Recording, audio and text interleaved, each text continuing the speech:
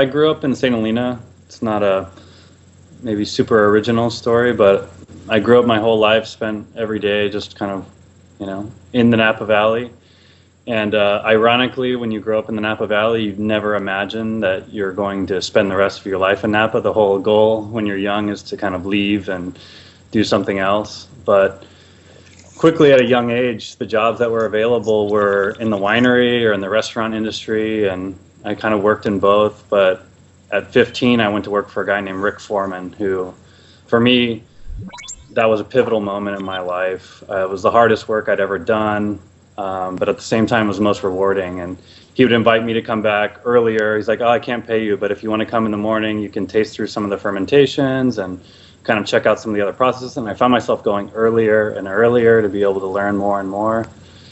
And, I just fell in love with the whole idea of working so hard, putting all of your energy to the point, maybe pushing yourself beyond what you thought you could do, but then feeling that reward and decided I was going to go to school, not for enology, but for viticulture, because every winemaker I ever talked to always said, well, wines are made in the vineyard, and yet everyone was going to winemaking school and learning about how to make wine. So I thought, I'm going to go do the vineyard thing, and I'm going to do it, down in San Luis Obispo at Cal Poly.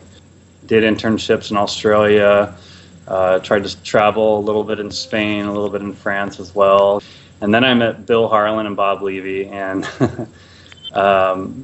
basically asked them if I could do an internship over the summer. After the harvest, Bob brought me into his office and met with Bill, and they said, we really think that you could be a great person to become the winemaker for Harlan Estate. To have that opportunity to have the best, some of the best pieces of property in the world, the best, terroirs, and to have an owner that's committed to making that the best it can be, and having a team that's already working to the highest capacity.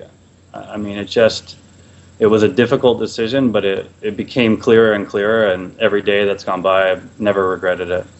I had just turned 20, so I was like 19, 20 during that summer.